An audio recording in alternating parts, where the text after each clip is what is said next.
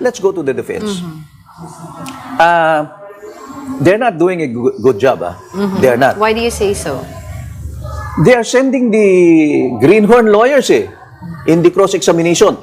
So, among us lawyers, when we watch good lawyers, no, yung talagang mga batika na naglalabanan, you try to watch the cross-examination segment. Kasi yan ang yan talagang bakbakan dyan That is an art. But I thought that for whatever reason, the defense panel was sending in yung kanilang yung kanilang mga foot soldiers, hindi yung mga generals, no? Ito sa Binluan o si Narbasa carried a very prestigious name, but I think he's third generation. These are newbies, no? Enzo Recto, kalaban ang katiwalian at kasinungalingan, kakampi sa katotohanan at kabutihan. All right, the prosecution just wrapped up. Article 4, their last witness was NBI Director Melvin Matibag. How would you sum up both sides for prosecution and defense? Okay, the prosecution did well. I think they're way ahead of this. But from the very start, I have always maintained na this is a case for the prosecution to lose. It's a very strong case. Remember that they conducted, it was a very long preliminary investigation, Right. or inquest, if you will, looking at all the evidence that they will need for the establishment of probable cause. Kaya nga, hindi pa naman, you cannot expect them to have all the evidence in their hands Kasi ang kailangan lang nila during the investigation that they conducted was probable cause. It is only to determine whether or not the respondent probably committed the constitutional offenses, no? Outlined in our Constitution. There are 6 of them. I thought that it was a slow burn in the beginning.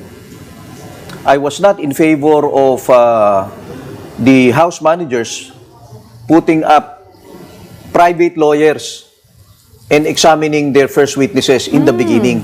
I thought that was going to judicialize the proceedings kasi these private lawyers are courtroom litigators So syempre they will try to score points by taking advantage of their experience as litigators and will go into too many technicalities.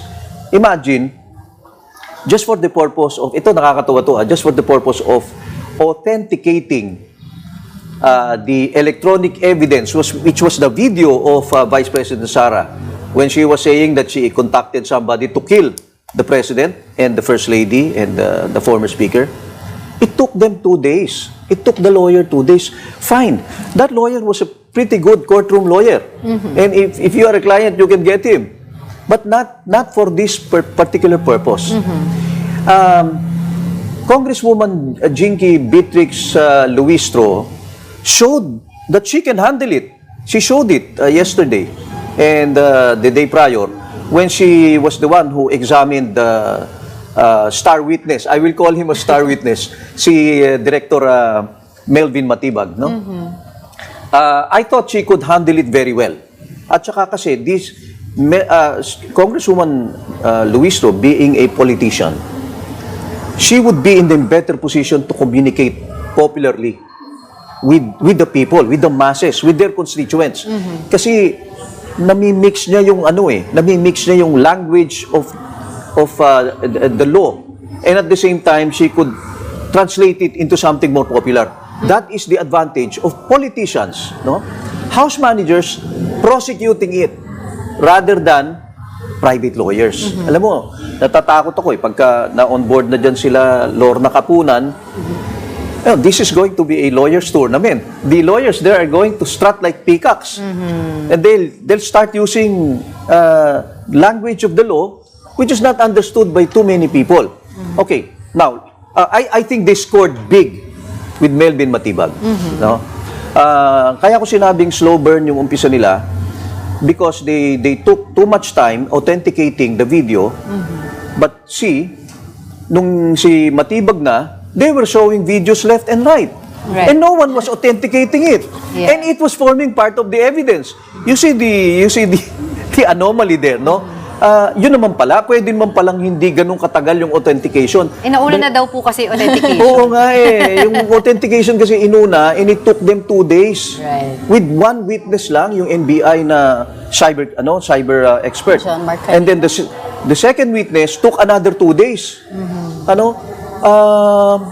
don't know, he was trying to establish the investigation that they conducted. I think the problem there was because the prosecution in the beginning, seemed to be obsessed with proving the felony of grave threat and of yung sedition, inciting to sedition. These are felonies. When you speak of felony, these are crimes defined and penalized under the revised penal code. Right. Yun no? And when you try to prove a felony, you need to prove to the court beyond reasonable doubt to get a conviction all the elements of the crime.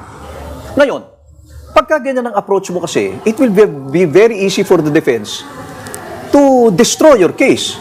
Kasi ang taas nung ang taas nung quantum of proof para to get a conviction beyond reasonable doubt.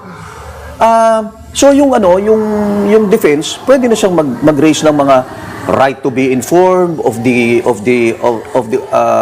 charges against her, right to due process na akala mo ba threatened ang life, liberty and property of the Vice President, hindi naman, so mabuti na lang, I think nai-steer na nila with Congresswoman Luistro to the proper orientation, What is this impeachment all about?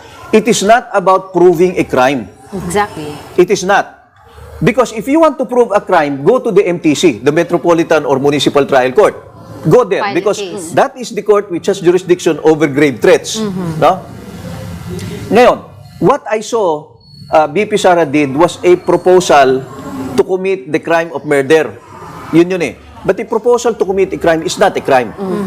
But it is a grave misconduct that undermines the dignity of the office and therefore constitutes other high crimes and also betrayal of public trust.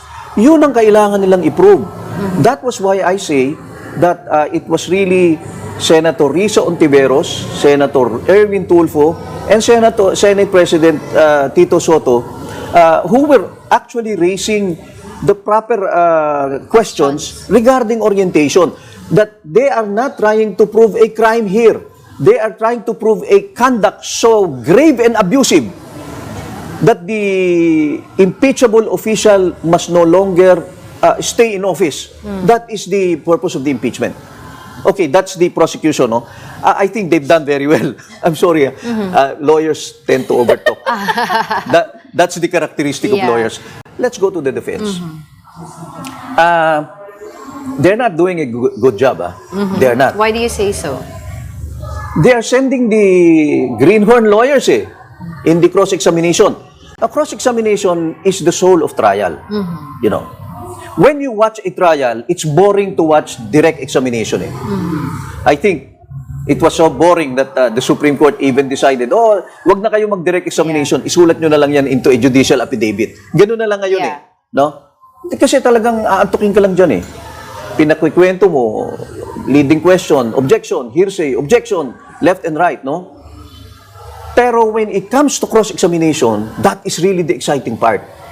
Because that is where you try to destroy the credibility of the witness and you try to show to the court that the witness should not be believed, is not credible. So, among us lawyers, when we watch good lawyers, yung talagang mga batikan na naglalabanan, you try to watch the cross-examination segment. Kasi yan ang yan talagang bakbakan dyan That is an art.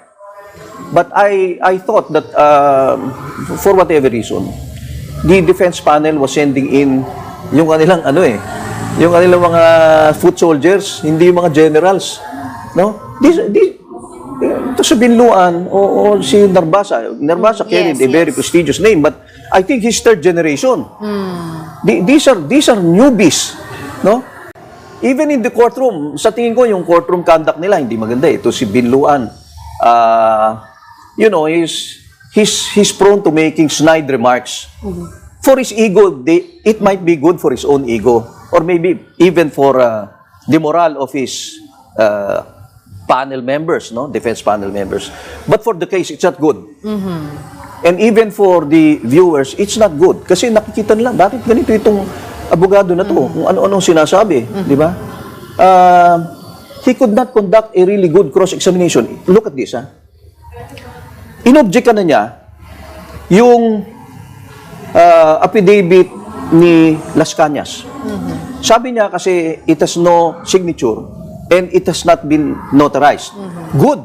Which means to say, any content of the Las Cañas affidavit cannot enter into evidence. Kasi hindi dapat paniwalaan eh. Because that's a private statement eh. Hindi notarized eh. Hindi man lang signed. So you cannot even determine whether that is really Las Cañas. Las Cañas was not even in the witness stand. Yeah. So, nung una, ino-objectan niya yun, ang ginawa niya, continuing objection, sabi niya. Congresswoman Luistro was able to outfax him, no? Easily. Kasi, sabi ni Luistro, well, this is part of the narration of Matibag. Si Cheese naman, as presiding officer, inallow. O sige, allowed ka to ask more questions. So she asked questions, and Matibag was reading from the affidavit, and Luistro was asking the read portion to be bracketed, as if it were already evidence. Oh, well, tingnan hindi mo, pa ha? naman yun part ng Dapat even yun, in pre-trial. dapat yun, kung magaling ang defense lawyer, hinarang na yun. Hindi pwede yun. Hindi pwede yun. Absolutely, hindi pwede yun. Okay. Sa trial, absolutely, ha? But what he did was put a continuing objection. Now, what is a continuing objection? It's an objection that you believe that the question should not be asked and are inadmissible. The answers will be inadmissible so that when you appeal, you can use it. Okay. Wala appeal ang impeachment eh. Attorney, let me Bunyog, bunyog, halikan na kasama ka. Bunyog, kapag buklod ay may pag-asa. Luzon, Visayas, Mindanao, isa ang pananaw. Sa bagong Pilipinas ang bunyog isisigaw.